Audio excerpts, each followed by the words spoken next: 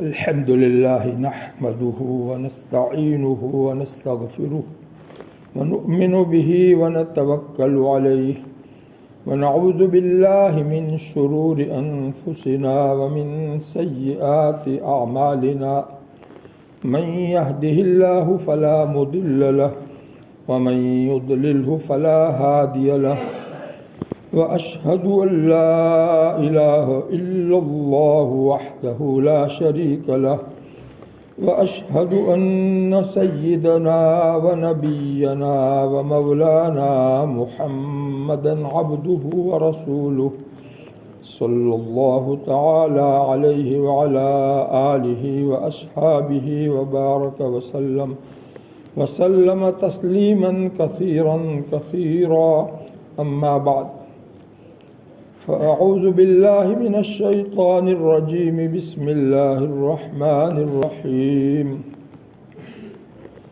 يا أيها الذين آمنوا اتقوا الله حق تقاته ولا تموتن إلا وأنتم مسلمون يا أيها الناس اتقوا ربكم الذي خلقكم من نفس واحدة وخلق منها زوجها وبث منهما رجالا كثيرا ونساء واتقوا الله الذي تساءلون به والأرحام إن الله كان عليكم رقيبا يا أيها الذين آمنوا اتقوا الله وقولوا قولا سديدا يصلح لكم أعمالكم ويغفر لكم ذنوبكم ومن يطع الله ورسوله فقد فاز فوزا عظيما مولانا محمد ذکی صاحب، میں نے خدیجہ بنت رفیق بائی کو 15,000 نقد مہر کے عوض میں آپ کے نکاح میں دیا۔ جی ہاں، میں نے اس کو اپنے نکاح میں قبول کیا۔ بارک اللہ لک و بارک علیک و جمع بینکما فی خیر۔ اس میں وکیل کون تھے؟ آپ وکیل کی حاضری ضروری ہے، اس لیے میں نے پوچھا۔ نکاح تو ہو گیا، عقد نکاح مسنون خطبہ کے ساتھ۔ اب دعا بھی ہو گئی، نکاح میں برکت کی دعا مسنون الفاظ کے ساتھ، میاں بیوی میں اچھا جوڑ رہے، ایک دوسرے کے لیے خیر کے کاموں میں مددگار رہے، ایسی جامع دعا ہمارے پیارے نبی صلی اللہ علیہ وسلم کی دی ہوئی مقبول الفاظ کے ساتھ دعا بھی ہو گئی۔ تو عقد نکاح میں پہلے کرتا ہوں، پھر یہ جو نکاح کا خطبہ میں نے مسنون آیات جو پڑھی اس کی تشریح کرتا ہوں، اور یہی بیان ہو جاتا ہے نکاح کے سلسلے میں۔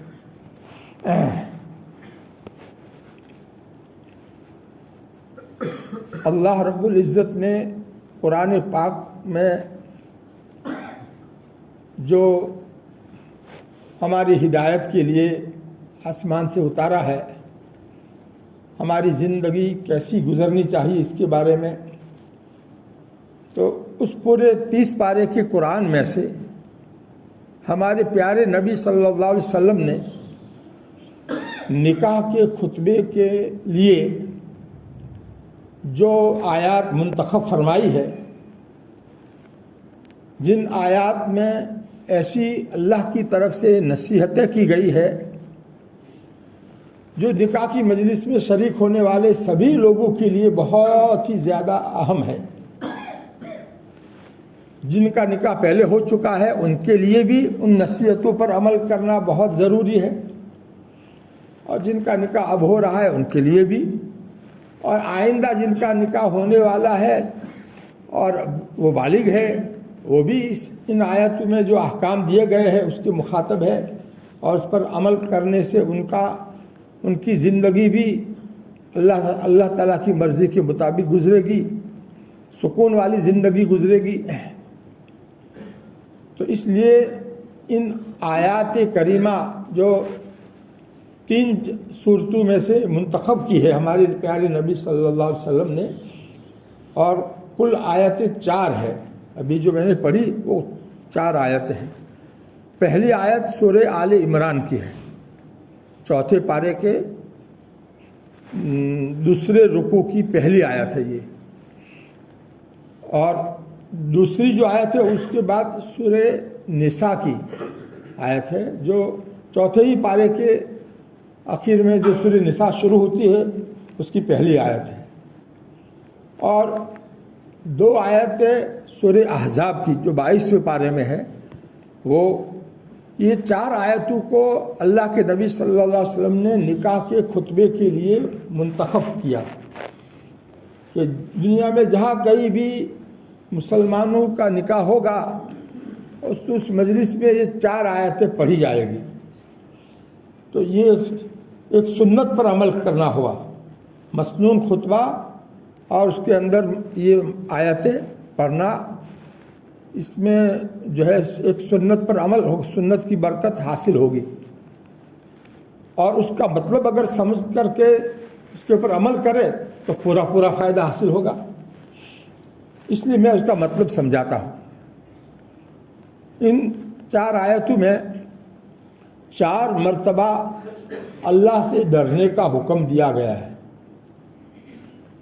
پہلی جو آیت ہے اس میں یا ایھا الذین آمنوا اتقوا اللہ حق تقاتہ، ایسے الفاظ کے ساتھ میں، اے ایمان والو تم اللہ سے ڈرو جیسا کہ اس سے ڈرنے کا حق ہے۔ تو حکم ہے اللہ سے ڈرنے کا، اور وہ بھی کتنا ڈرنا چاہیے جتنا اس سے ڈرنے کا حق ہے۔ کتنا اہم یہ حکم ہوا، کتنی اہم یہ نصیحت ہوئی۔ نکاح ایک ایسی عبادت ہے جو زندگی بھر باقی رہتی ہے۔ نماز تو ہم نے ابھی پڑھی اور ابھی نماز پوری ہو گئی ہماری، لیکن نکاح کی جو عبادت ہے وہ ایجاب اور قبول کے ذریعے سے منعقد ہوتی ہے، اور اس کو مسجد میں کرنے کا حکم ہے کہ نکاح مسجد میں کرو۔ یہ حدیث شریف میں اللہ کے نبی صلی اللہ علیہ وسلم نے حکم دیا ہے، اعلنوا النکاح واجعلوہ فی المساجد، نکاح تم ظاہر کرو، چپ کے نکاح مت کر دو، ظاہر کرو، لوگوں کے سامنے پتہ چلے کہ کس کے ساتھ نکاح ہوا ہے، نکاح کا اظہار کرو، اعلنوا النکاح۔ اور نکاح کو ظاہر کرنے کی صورت کیا بتائی کہ مسجد میں نکاح کرو تو ظاہر ہو جائے گا کہ کس کے ساتھ نکاح ہوا ہے۔ تو مسجد عبادت کی جگہ ہے، نماز پڑھنے کی جگہ ہے، وہاں پر نکاح کرنے کا حکم اس لیے دیا گیا ہے کہ نکاح بھی ایک عبادت ہے۔ اور کیسی عبادت ہے؟ ہمیشہ زندگی بھر کی عبادت ہے۔ جب تک دونوں میاں بیوی زندہ رہیں گے وہاں تک یہ عبادت رہے گی۔ کیا مطلب کہ اس نکاح یعنی ایجاب و قبول جو ہوا ابھی، اس کے ذریعے جو ایک اللہ تعالیٰ کا حکم پورا ہوا، اس کی بنا پر ایک دوسرے کے ذمے حقوق عائد ہو گئے۔ اللہ کی طرف سے یہ شوہر کے اوپر کچھ ذمہ داری عائد ہو گئی کہ تو اپنی بیوی کا خرچہ، کھانے پینے کا، کپڑے کا، دوا کا، رہنے کا انتظام، مکان کا، یہ سب تیرے ذمے ہے، تو اس کو پورا کرنا، اور اپنی بیوی کے ساتھ اچھے اخلاق سے پیش آنا، نرمی سے پیش آنا، اس کو تکلیف مت دینا۔ یہ احکام زندگی بھر کے لیے شوہر کو نبھانے ہیں، شوہر کو پورے کرنے ہیں۔ کبھی بھی اس کو اپنی بیوی کا دل نہیں دکھانا ہے، اس کو تکلیف نہیں پہنچانی ہے، اس کے حقوق کو ادا کرنے میں کمی نہیں رکھنی ہے۔ تو یہ عبادت ہمیشہ کے لیے ہوئی کہ نہیں؟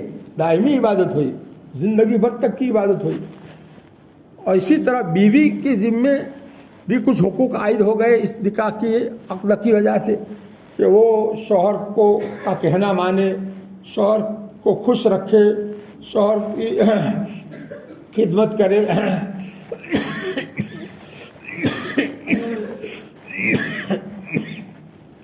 ظاہر ہے کہ دونوں ایک دوسرے کے حقوق ادا کریں گے تو دونوں کو ایک دوسرے سے راحت ملے گی، سکون ملے گا، دونوں کو ایک دوسرے سے جو ہے فائدہ پہنچے گا۔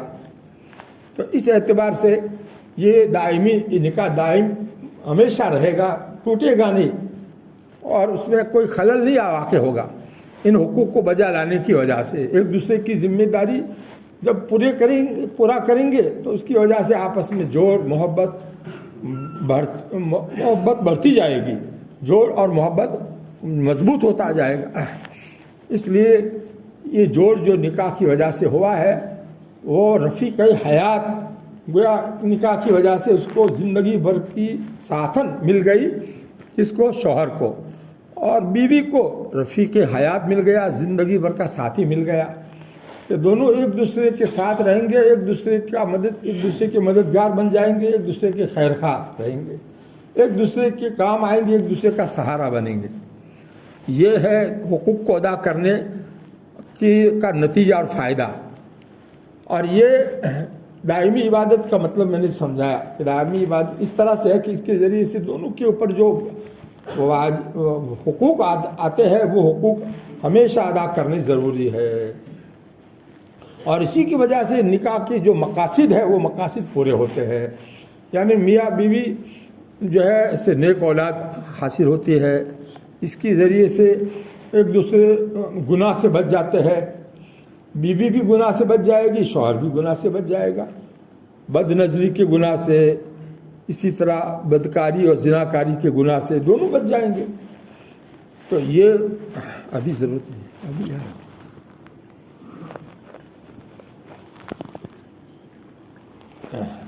اللہ تعالیٰ ہم کو ان باتوں کی قدر کرنے کی توفیق عطا فرمائے۔ یہ باتیں ہمیں سب کے لیے ہے، جو بوڑھے ہو گئے ہیں اور بیوی ابھی ہے ان کی زندہ ہے، ان بوڑھے بوڑھیوں کے لیے بھی ہے کہ دونوں ایک دوسرے کے حقوق ادا کریں، ایک دوسرے کو لیے مصیبت نہ بنے، ایک دوسرے کے لیے پریشانی کا سبب نہ بنے، ایک دوسرے کے لیے راحت کا سبب بنے، جھگڑے نہ کرے، آپس میں جھگڑے نہیں، محبت کے ساتھ رہے۔ یہ حقوق ادا کرنے کا یہ نتیجہ ہوگا۔ تو یہ دائمی عبادت ہوئی، اور اسی کو اللہ تعالیٰ نے اس طرح سے فرمایا کہ اے ایمان والو، اللہ سے ڈر کر کے رہو، اللہ سے ڈرتے رہو جیسا ڈرنے کا حق ہے۔ یعنی تنہائی میں بھی میاں بیوی کا معاملہ تنہائی کا ہوتا ہے، وہاں بھی اللہ سے ڈرنا ہے، اللہ کی نافرمانی نہیں کرنی ہے۔ بیوی سے فائدہ اٹھانے میں اللہ تعالیٰ کی طرف سے جو احکام ہے اس کے خلاف ورزی وہاں بھی نہیں کرنی ہے۔ اگر وہ حیض کی حالت میں ہے تو اس سے جو ہے صحبت نہیں کرنی ہے، اگر وہ جو ہے حیض کی حالت میں تو نہیں ہے لیکن جو ہے پیچھے کے راستے سے شوہر اگر خواہش پوری کرنا چاہے تو اللہ تعالیٰ نے اس کو حرام کر دیا ہے۔ تو اللہ سے ڈر کر کے وہاں بھی تم کو رہنا ہے۔ اللہ کا ڈر ہی ایسی چیز ہے کہ جو ایسی تنہائی میں میاں بیوی کو بھی گناہ سے اور اللہ تعالیٰ کی نافرمانی سے بچا سکتی ہے۔ اللہ کا ڈر ہی بچا سکتا ہے، اس لیے اس کا حکم 4 مرتبہ دیا ہے ان 4 آیتوں میں۔ 4 مرتبہ اللہ سے ڈرو، تمہارے پالنے والے سے ڈرو، اللہ سے ڈرو، ایسا 4 مرتبہ حکم دیا ہے۔ معلوم ہوا کہ یہ نکاح کی عبادت ایسی ہے اور میاں بیوی کی زندگی ایسی ہے کہ زندگی بھر کے لیے ان دونوں کو اللہ سے ڈر کر کے ایک دوسرے کے ساتھ میں رہنا ہے۔ تو یہ نکاح ان کے لیے بہت بڑی نعمت اور بہت بڑی اللہ تعالیٰ کی طرف سے جو ہے نعمت ثابت ہوگی۔ آگے کیا فرمایا؟ وَلَا تَمُوتُنَّ إِلَّا وَأَنْتُمْ مُسْلِمُونَ۔ دیکھو تم کو موت نہ آوے مگر اللہ کی فرما برداری کرتے ہوئے، یعنی جب بھی تمہاری موت آوے تو تم اس وقت اللہ کی فرما بردار بنے رہے ہو، ایسا تمہارے لیے ضروری ہے۔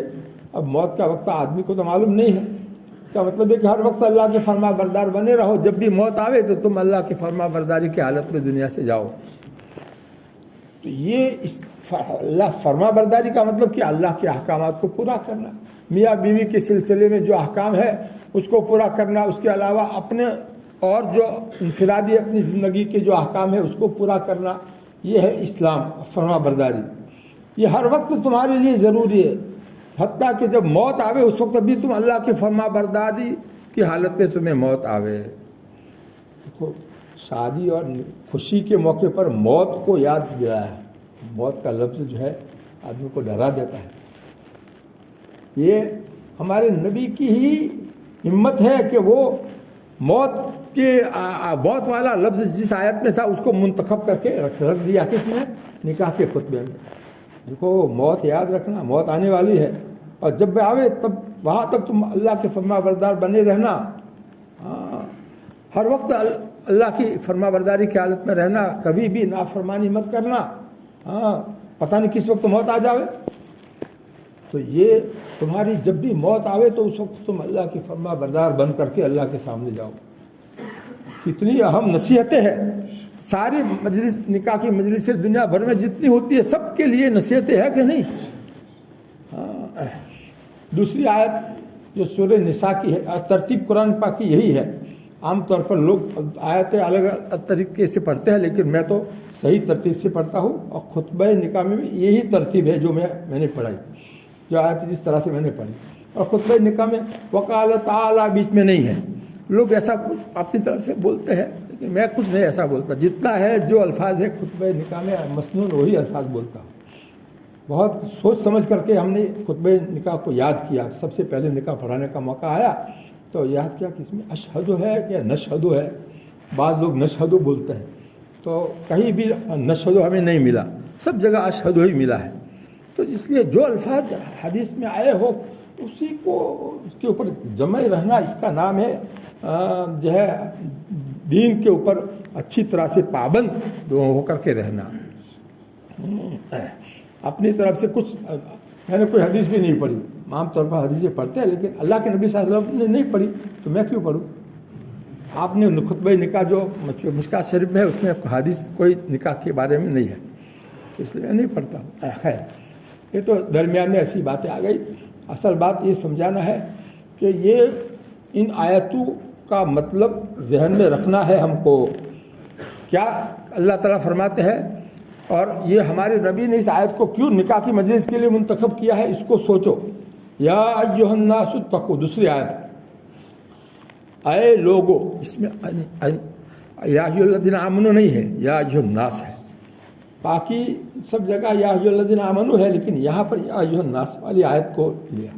بعض مرتبہ نکاح کی مجلس مسجد میں نہیں ہوتی، گھر پر ہوتی ہے یا منڈپ میں ہوتی ہے، تو وہاں تعلق کی وجہ سے کافر لوگ بھی آ جاتے ہیں، کوئی شیعہ لوگ بھی آ جاتے ہیں، جو مومن مسلمان نہیں ہے وہ بھی آ جاتے ہیں۔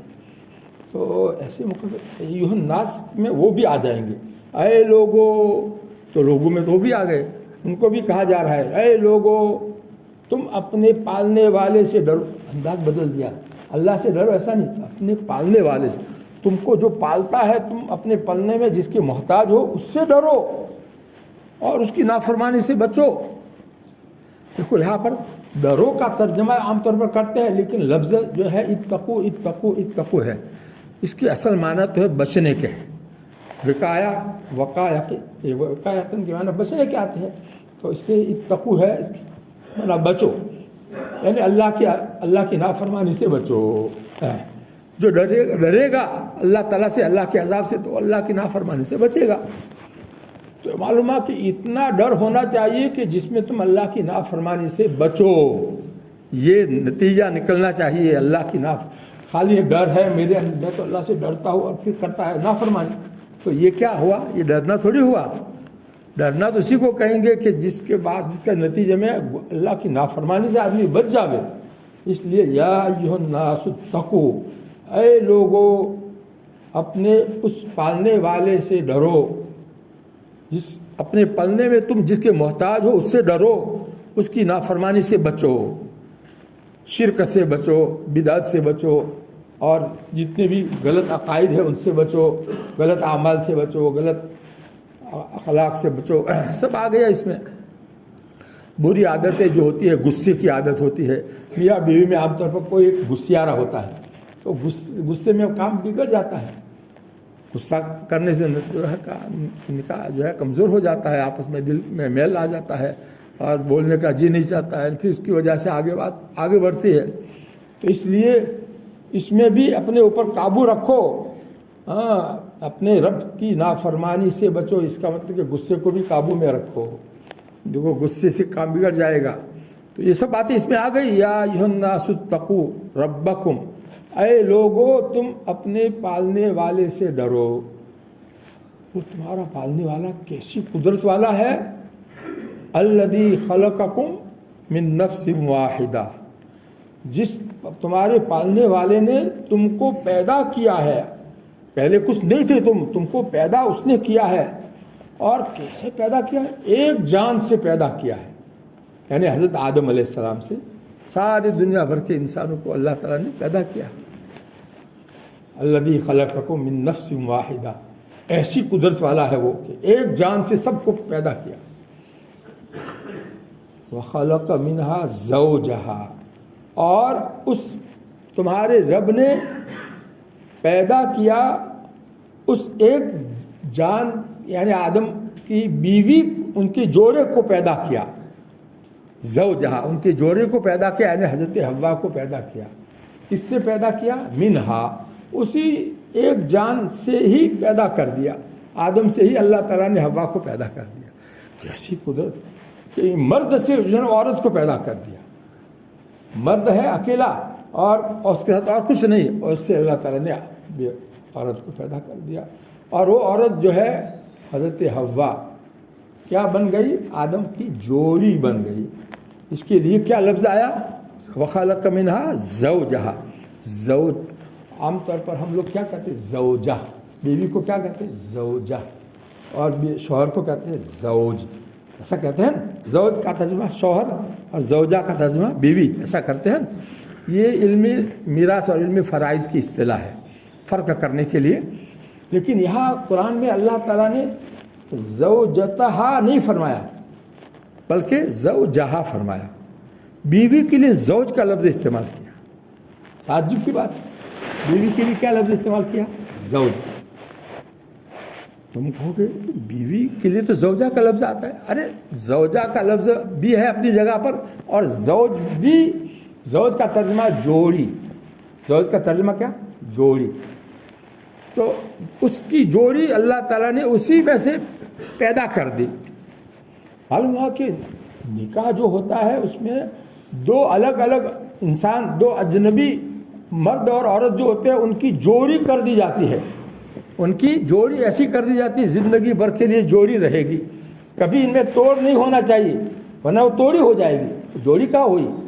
اس لیے جوڑی کا لفظ جو ہے نا، یہ زوج کا لفظ استعمال کر کے گویا لفظوں میں بھی میاں بیوی کے اندر لفظوں میں بھی زوج زوجہ کا فرق ختم کر کے دونوں کو زوجین یعنی ایک دوسرے کی جوڑی، ایک دوسرے کی جوڑی بن کر کے رہنا ہے، ہمیشہ ایک دوسرے کی جوڑی بن کر کے رہنا ہے۔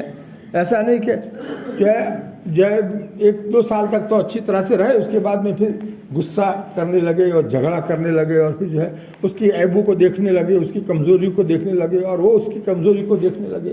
ایسا نہیں، جوڑی کس کو کہتے ہیں؟ ہمیشہ کے لیے ایک دوسرے کے ساتھ جوڑی بن کر کے رہے، اس کو جوڑی کہتے ہیں۔ تو وخلق منہا زوجہا، یہ ہے، یہ نکاح کے مناسب لفظ جو ہے، نکاح کا جو موضوع ہے اس کے اعتبار سے زوج کا لفظ لا کر کے بتا دیا کہ سب سے پہلا جوڑا جو دنیا میں وجود میں آیا وہ حضرت آدم اور حضرت حوا کی جوڑی تھی۔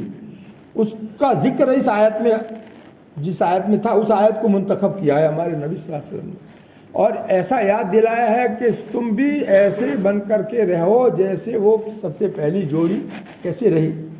ہاں طلاق کی نوبت آئی تھی، بولو، ہاں طلاق کی نوبت، ہاں رسا کر کے چلی جاوے، کہاں جائے گی بیچاری،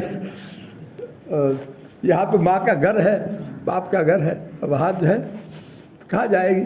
بہرحال یہ جوڑی ایسی ہو کہ ہمیشہ موت تک کے لیے وہ جوڑی ہو، یہ سبب دیا ہے زوج کا لفظ لا کر کے، وَخَلَقَ مِنْهَا زَوْجَهَا وَبَثَّ مِنْهُمَا رِجَالًا كَثِيرًا وَنِسَاءً، اور ان دونوں جو یعنی جوڑا جو پہلا تھا اس سے اللہ تعالیٰ نے بہت سے مردوں کو اور بہت سی عورتوں کو پھیلا دیا۔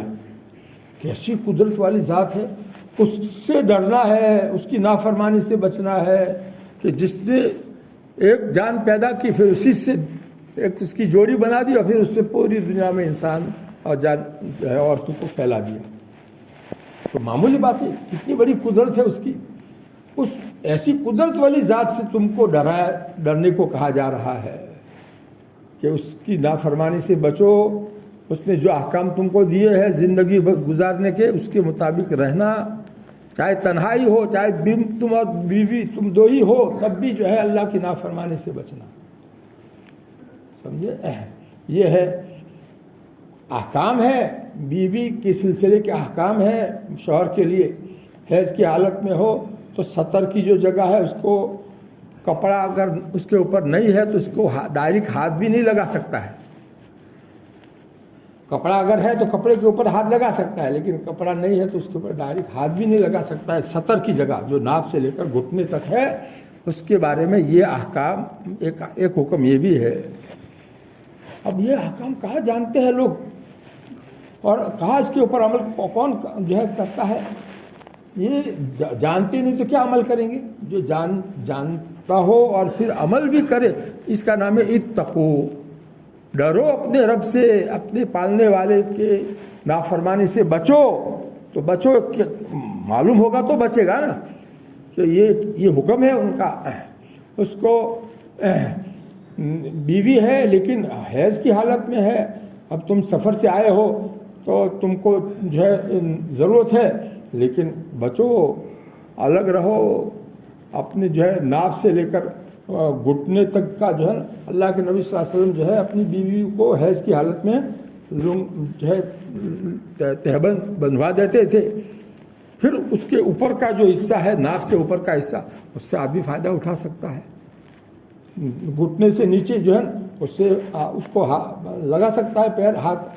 مطلب یہ ہے کہ اس میں بھی احکام ہے، ایسا تھوڑی ہے کہ اس میں آزاد ہے، تنہائی ہے تو آزاد ہے، ایسا تھوڑی ہے، نہیں۔ اللہ سے ڈرو، اللہ سے ڈرو، بار بار اللہ سے ڈرایا ہے۔ اور آگے کیا فرمایا؟ آگے فرمایا وَاتَّقُوا اللَّهَ الَّذِي تَسَاءَلُونَ بِهِ۔ ابھی تو ڈرنے کا حکم آیا تھا، یا ایھا الناس اتقوا ربکم، پھر واتقوا اللہ، اسی آیت میں 2 مرتبہ اتقوا کا لفظ آیا ہے۔ اب اللہ سے ڈرو، اب اللہ کا نام صراحتاً، پہلے تو رب کے لفظ سے کہا تھا، اب یہ اللہ سے ڈرو، اللہ کی نافرمانی سے بچو۔ میں تو یہ ترجمہ کرتا ہوں، ڈرنے کی بجائے کیا ترجمہ؟ اصل جو ترجمہ ہے وہ یہ ہے، اللہ کی نافرمانی سے بچو، یعنی ایسا ڈر ہو تمہارے دل میں کہ جس سے تم اللہ کی نافرمانی سے بچو، یہ مراد ہے، یہ مقصد ہے۔ وَاتَّقُوا اللَّهَ الَّذِي تَسَاءَلُونَ بِهِ، جس اللہ کے نام سے تم ایک دوسرے سے سوال کرتے ہو اپنے حق کا، کہ بھی اللہ سے ڈر اور میرا حق دے دے۔ اپنا پیسے کسی سے مانگتے ہو اور دیتا نہ ہو تو ہم کیا کہتے ہیں کہ اللہ سے ڈر، میرا پیسے دے دے۔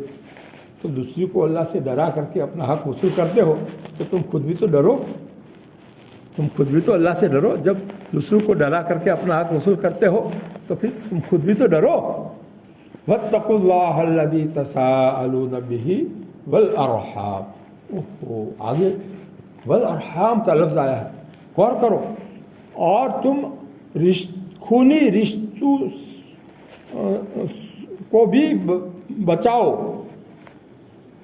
ان کو جو ہے ان خونی رشتوں کا حق ادا کرو۔ خونی رشتے کون سے؟ جیسے ماں باپ ہے، بھائی بہن ہے، یہ ارحام ہے۔ تو یہ جو نیا رشتہ ہو رہا ہے نکاح کی وجہ سے، سسرالی رشتہ، بیوی جو بن رہی ہے تمہاری، اس کی باتوں میں آ کر کے تم اپنے ماں باپ یا اپنے بھائی بہنوں سے اپنا تعلق خراب مت کر دینا۔ ان کا بھی حق ادا کرنا. والارحام کا یہ مطلب ہے کہ خونی جو رشتے تمہارے پرانے اصل جو رشتے ہیں اس کو کاٹ مت دینا، ان کو کمزور مت کر دینا، ان کا بھی حق ادا کرنا، اور بیوی کا بھی حق ادا کرنا. اللہ تعالیٰ نے بیوی کا جتنا حق دیا ہے وہ حق بھی ادا کرنا، اور ماں باپ کا جو حق رکھا ہے بھائی بہنوں کا وہ حق بھی ادا کرنا. عام طور پر کیسا ہوتا ہے، مسائل معلوم نہیں ہوتے ہیں تو یا تو ماں باپ کو کا حق ادا نہیں کرتے ہیں بیوی کی باتوں میں آ کر کے، یا پھر ماں باپ کی باتوں میں آ کر کے بیوی کا حق ادا نہیں کرتے، ایسا ہو جاتا ہے. تو یہ کیوں ہوتا ہے؟ ان کو معلوم ہی نہیں کہ بیوی کا کیا حق ہے، ماں باپ کا کتنا حق ہے. اگر بیوی ایسا کہتی ہے کہ مجھے سب کے ساتھ میں یہاں مت رکھو، الگ رکھو، تو جو ہے یہاں مجھے جمتا نہیں ہے سب کے ساتھ میں، تو شوہر کے ذمے ضروری ہے کہ بیوی کو الگ مکان چاہے کرائے کا ہی ہو اس میں رکھے، سب کے ساتھ میں نہ رکھے، اور ماں باپ کے سے ملتا رہے، ماں باپ کا حق ادا کرتا رہے، ماں باپ کو ناراض نہ کرے.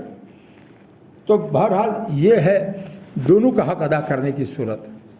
تو ہم لوگ جانتے نہیں اس کے بیوی کا کتنا حق ہے، ماں باپ کا کتنا حق ہے. تو اس کی وجہ سے بعض مرتبہ کیا کرتے ہیں، ماں باپ جو ہے ظلم کرتے ہیں کہ بدی تارو پگار بدو اکن آلی دے، خالی تارو گزا خرچ جو ہے 500 روپے تارا پر ناکھو نا بدو گھر آلی دے. تو اب ماں باپ ایسا کرتے ہیں تو یہ بھی صحیح نہیں ہے.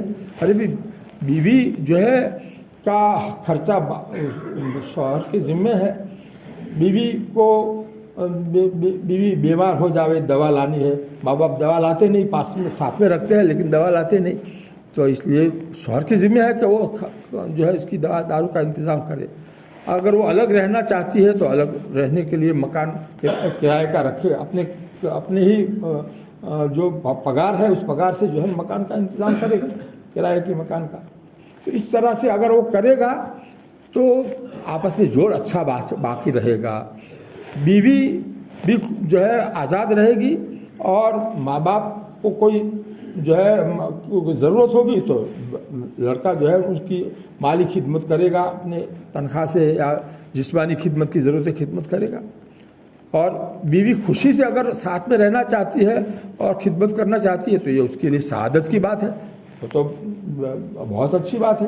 لیکن کبھی ایسا ہو کہ نہیں بنتا ہے، آپس میں میل نہیں کھاتا ہے، تو الگ وہ جو ہے شوہر کی بہنیں بھی ہیں، شوہر کے جو ہے اور بھی دوسرے، تو اس لیے وہ الگ رہنا چاہتی ہو تو اس صورت میں بیوی کا حق ہے کہ اس کو الگ رہنے کا انتظام کیا جاوے.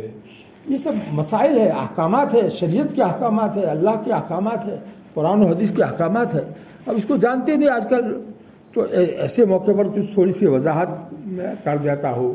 اب جہالت کی وجہ سے بعض مرتبہ لوگ اس کو جو ہے اس کو جو ہے غلط اس کا غلط مطلب لیتے ہیں کہ آؤ تو ہے تو اسے آؤ ہے تم آؤ تمہارے ذہن میں جو ہے تمہارے ذہن کا خلاف آؤ ہے تو اسے کوئی بات ہے. ارے دین کو سمجھو، پہلے اپنے آپ کو دین کے تابع بناؤ. دین اور شریعت کے احکام کو سمجھنا اور اس کے تابع اپنے آپ کو بنا دینا، اس کا نام اصل جو ہے اسلام ہے. فَلَا تَمُوتُنَّ إِلَّا وَأَنْتُمْ مُسْلِمُونَ. اس کو یاد کرو کہ اللہ کی فرما برداری ہر حال میں ضروری ہے، موت تک ضروری ہے. اللہ تعالیٰ کی فرما برداری کہنا ماننا ہر حال میں ضروری ہے. دیکھو یہ اسلام کی حقیقت ہے، اسلام کے معنی کہنا ماننا. اب آگے چلو، آگے کیا فرمایا؟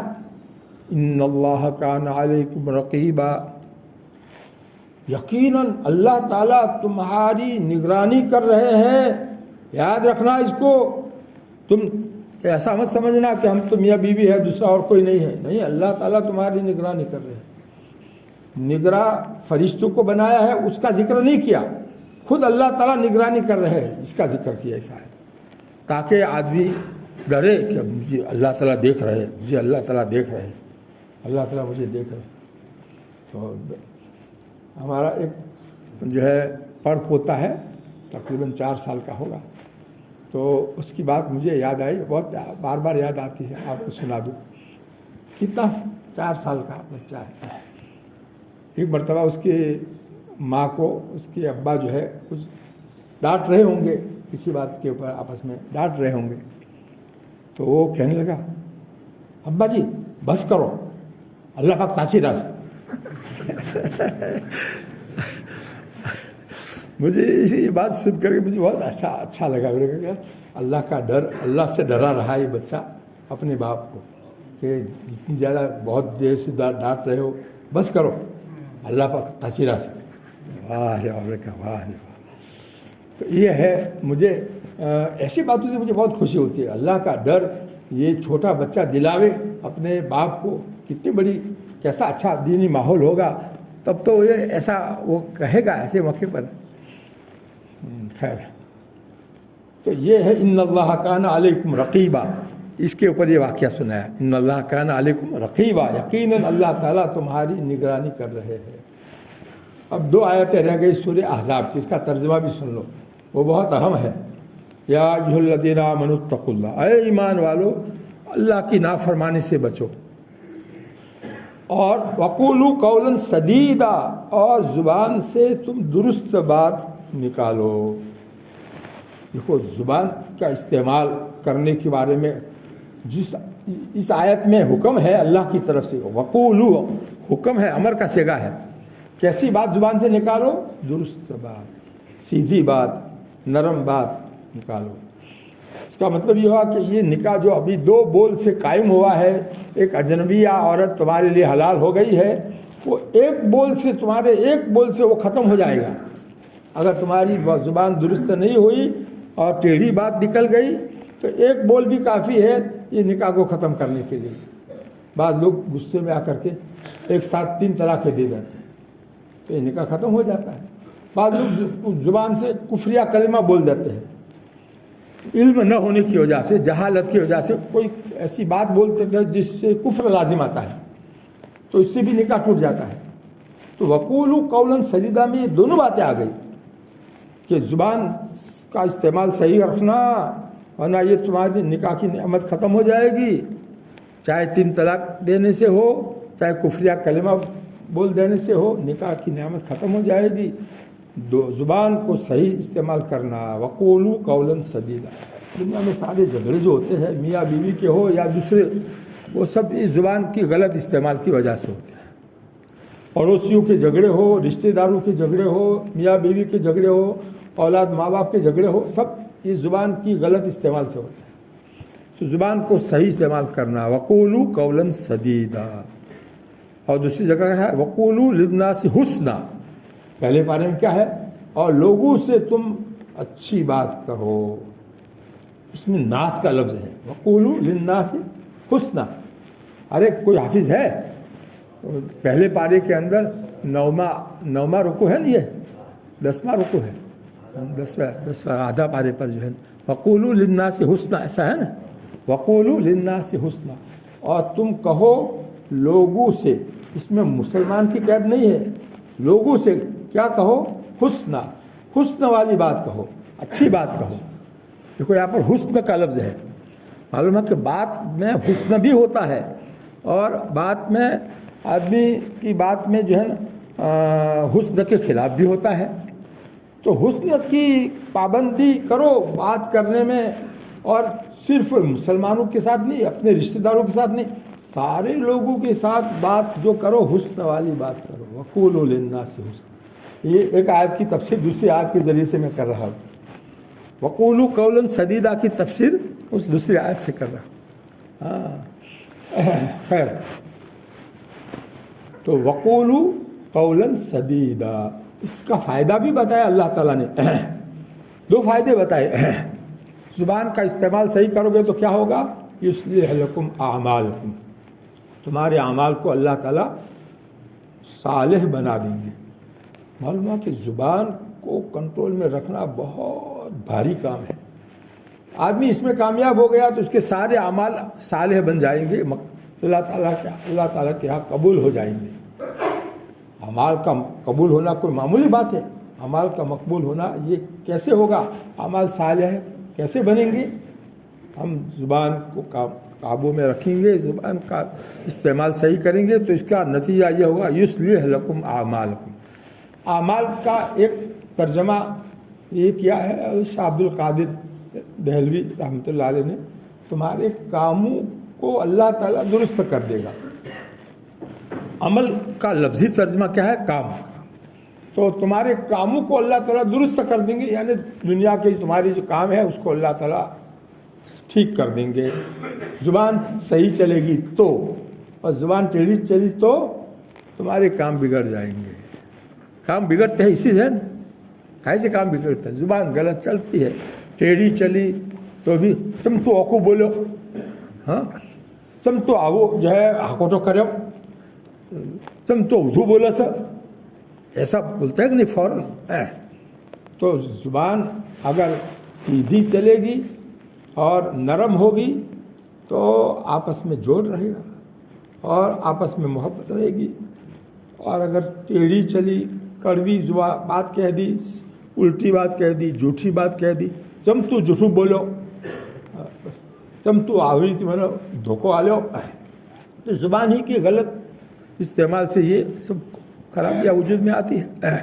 युस्लिह लकुम आमालकुम, अल्लाह ताला तुम्हारे कामों को दुरुस्त कर देंगे।